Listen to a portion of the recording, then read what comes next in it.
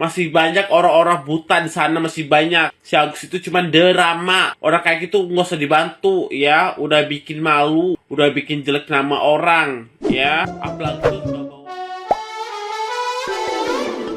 Hola netizen yang tercinta, sidang kasus penyiraman air keras oleh Adji terhadap Agus telah digelar di Pengadilan Negeri Jakarta Barat pada Selasa 19 November 2024. Sidang perdana beragendakan pembacaan dakwaan. Adji sebagai terdakwa mengikuti sidang online dari Rutan Salemba, Jakarta. Sementara di pengadilan ia diwakili pengacaranya Lintar Fauji. Ditemui setelah sidang, Lintar Fauji mengungkap alasan Adji menyiram air keras ke wajah Agus yang merupakan atasannya di pekerjaan. Menurut Lintar, Adji sakit hati terhadap perkataan Agus. Yang menjadi fokus Lintar sebagai pengacara Adji adalah karena kliennya dikenakan tudingan tindakan perencanaan. Menurut Lintar, Adji tidak berniat untuk melukai mata Agus. Menurut pembelaannya, Lintar menegaskan kalau Adji tidak berniat mencelakakan Agus atau ingin membuat kerusakan permanen pada mata Agus. Dalam sidang kali ini, tim pengacara Adji tidak melakukan eksepsi. Pihak Adji menganggap pembacaan dakwaan yang dilakukan jaksa sudah sesuai dengan BAP.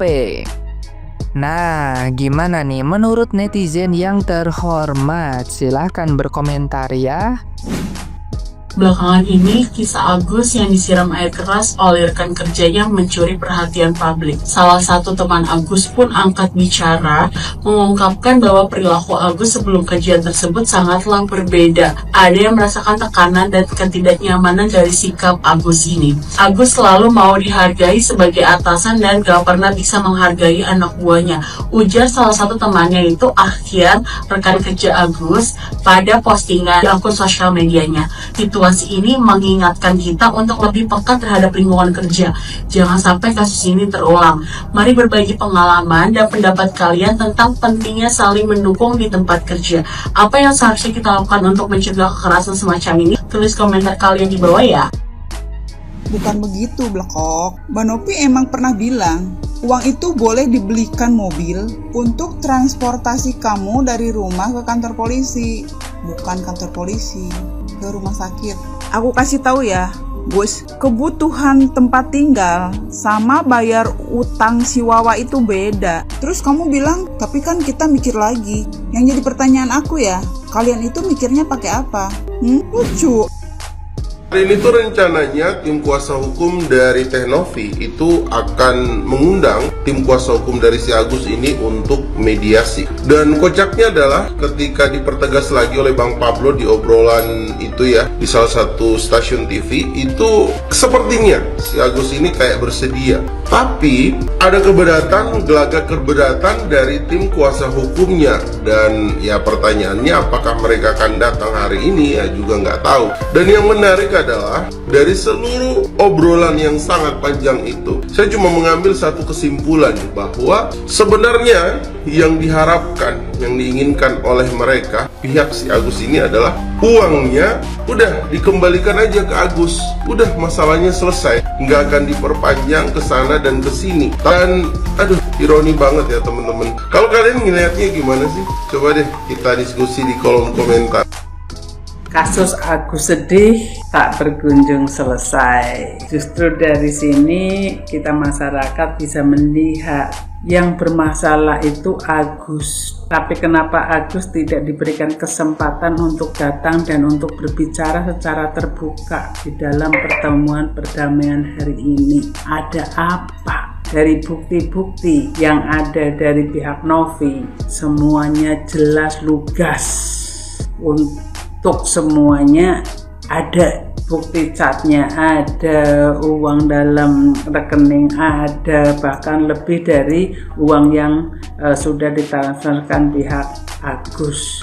Dari awal percakapan sudah ada. Masyarakat lebih cerdas, lebih bisa menilai, bisa melihat dengan akal sehat. Ingat, sebuah pertolongan tidak semuanya bisa mampu menolong seperti Novi. Novi sudah berusaha dari pertama kali hanya mendapatkan 35 juta, masih berusaha untuk mencari lagi sampai ke Densu, akhirnya mendapatkan bantuan yang lebih banyak. Tapi justru bantuan itu membuat malapetaka buat Novi, yang dibantu justru orang yang tidak tahu diri, membuat masalah. Dari awal tidak ada masalah, tiba-tiba justru masuk LP tanpa ada alasan kenapa. Yang namanya pemerasan itu kalau misalnya dipaksa, sedangkan di situ kedua pihak sama-sama setuju, walaupun rela nggak rela tapi sudah saling setuju. Yang namanya dibilang ancaman itu adalah keterangannya tadi bahwa di saat meminta transparansi berapa dana yang sudah masuk, tapi mereka sulit. Akhirnya Novi mengatakan bahwa jika tidak transparan akan melaporkan ke Densos agar diaudit. Jadi di situ bukannya ancaman, bukan pemaksaan untuk mutasi atau transfer dana ke yayasan. Masyarakat sudah cerdas. Kira-kira ada apa?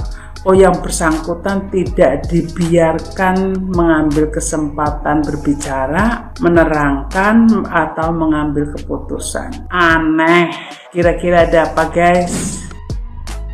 Untuk Tenopi ya, saya ingatkan, jangan sampai uang itu balik lagi sama si Agus ya. Lebih baik uang itu untuk dibutuhkan, untuk diberikan ke yang lain aja. Masih banyak yang orang buta, masih banyak yang orang membutuhkan ya. Orang buta itu bukan si Agus doang di dunia, masih banyak orang-orang luar sana yang buta, banyak banget yang usaha, yang bekerja, yang berdagang, kerja keras, masih mau ya, tidak mengharapkan untuk donasi-donasi dan mengemis dan menjual kesedihan kasih Agus itu ya. Jadi jangan didengar itu ocehan si Fahras Abbas, jangan didengar, jangan direspon, udah biarkan aja si Fahras Abbas itu mau ngapain aja ya. Orang kayak gitu jadi dengerin nih, agak-agak sinting dia si Fahras Abbas itu ya, gak usah direspon ya, omongan dia mau ngapain aja. Ngapain si Fahras Abbas itu, gak ada untung-untungnya orang-orang yang gak jelas itu ya. Jadi ya, untuk Tenopi lebih baik uang itu digunakan untuk yang lain aja, sumbangkan ke yang lain aja ya. Untuk banyak kok ya, untuk berkorban bencana atau orang susah atau segala macam. Ngapain sih Agus dibantu ya? Tenopi itu salah membantu ya, salah orang itu ya. Orang yang nggak tahu diri ya, nggak punya otak, nggak tahu malu ya, putusnya uratnya udah putus tuh si Agus ya. Sekarang masih minta hak segala macam. Pokoknya buat semuanya para donatur gak usah kalian beriba kasih sama si Agus. Masih banyak orang-orang buta di sana, masih banyak. Si Agus itu cuma drama. Orang kayak gitu nggak usah dibantu ya. Udah bikin malu, udah bikin jelek nama orang ya. Apalagi tuh bawa segala macam, udah miskin bertingkah ya. Jadi untuk kalian gak usah direspon pas si Fahras Abbas mau ngomong apa aja, udah ya, kaleng dia itu. Jadi gak usah uang itu balik lagi. Lebih baik untuk uang-uang jasa manapun itu, mendingan untuk orang-orang lain ya. Orang buta itu bukan si Agus doang, masih banyak orang buta-buta sana ya yang masih membutuhkan. Please ya, kalian punya hati, kalau kalian sehat pikirannya, udah abaikan Agus ya, abaikan orang kayak gitu, gak penting ya. Si Agus sudah ada keluarganya ya, biar si Wawa yang ngurus, oke? Agus, sebenarnya kita mau ngomong karena kita orang nyumbang orang apa sebenarnya, tapi ya bahkan dalam aku tangisan sirah kok kita mengkel Gus, mengkel kah ya Allah. Sira sing mau njaluk dibantu, barang wis dibantu ja kaya konon. Priwen-priwenan sira lu Gus. Astagfirullahaladzim, Gus. Gus, tampak kayaknya sira.